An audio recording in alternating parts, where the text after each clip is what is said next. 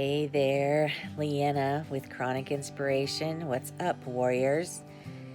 And if you are new, welcome. I am LeeAnna, and this channel was developed and came into existence because I have a chronic illness and I live with chronic pain and chronic illness, and I wanted to possibly inspire others in the same situation.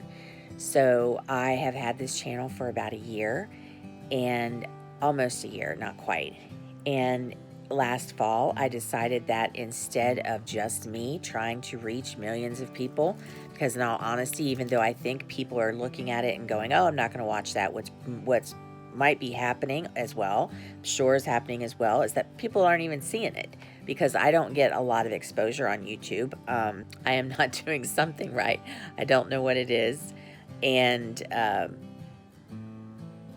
but I decided, in any case, I decided to interview others and make a podcast, and so that I can reach a podcast / video cast.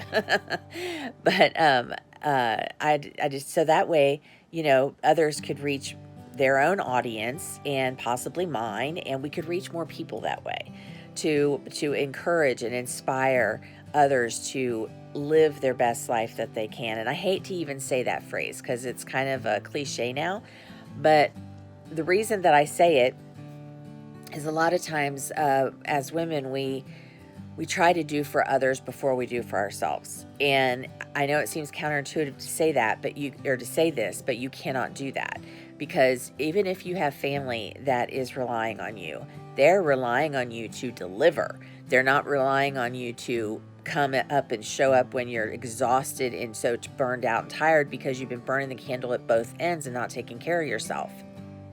So what you need to do is you need to say, okay, instead of me doing all of this for you guys, I'm going to show you how you can do it for yourself. Now, if you've got little ones, those little ones have another parent, and if they live in the same house, that's great. If they don't, then maybe you've got family or dear friends that you trust that could possibly, even if you're home, doesn't mean you got to have the kids all the time. They could take them for a couple hours. You can have a hot bath on Saturdays, something. There's something. I am here to inspire you to do that because I feel so passionately about people taking care of themselves when they have a chronic illness and chronic pain. I was diagnosed with fibromyalgia and myofascial pain in my muscles back in 2006. And I did it because I hurt my back. And so I have, my back is all messed up down at the bottom. The bones have kind of like, I've got arthritis in the facets.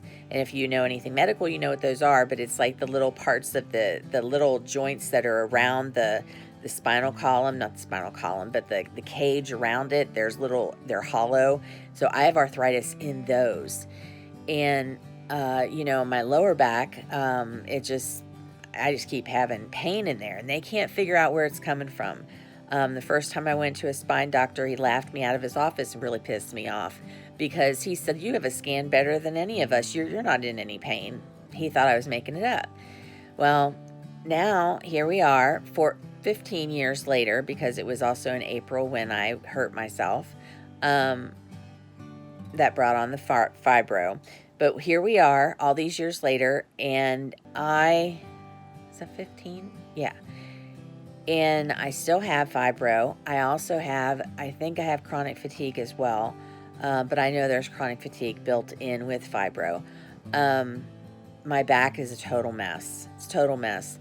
I had to have both knees replaced, and I went into heart failure in 2017. So that really, because I had fallen the fall before, they said it didn't have anything to do with that, but it was, I fell in October, landed on the knee that had just been done 6 weeks before, and the muscle couldn't hold me and tore my quad. So I fell and got it operated on in December of 2016. And then in February of 2017, they found a blood clot. And when I was healing it from that, I got worse again. So then they found that I had heart failure.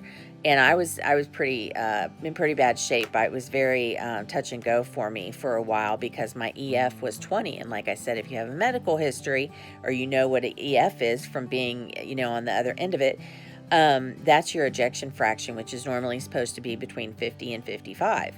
Mine was 20, and under 35 is very dangerous. I had to wear a life vest, and they got me on heart meds. They put me through heart rehab. None of that helped because here, get this, I had a heart cath. My arteries are totally squeaky clean. I have no buildup whatsoever. So they couldn't figure out why I was in a little bit of congestive heart failure with cardiomyopathy, ischemic cardiomyopathy, meaning that there was no reason for it.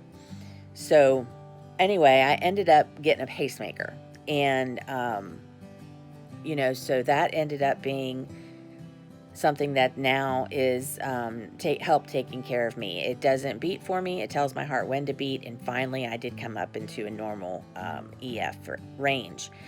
So that is the gist of me. I've had a lot of other things, but I just wanted to come on here and give words of encouragement to you out there, and to offer you, come and join the Facebook group. Come and jump into the conversation. And even if you don't want to jump in the conversation, which I totally understand, I don't want to do it myself, but I want the group to be able to be there for other people to ask questions if they need it, contact me. You can email me as well. I offer no judgment. I will offer no advice, but I will point you in the right direction. So come join us. All the information is below. And if you like this video, give it a thumbs up and hit the subscribe button and click the bell for notifications for when I put up another video. And I hope to see you soon. Thanks. Bye.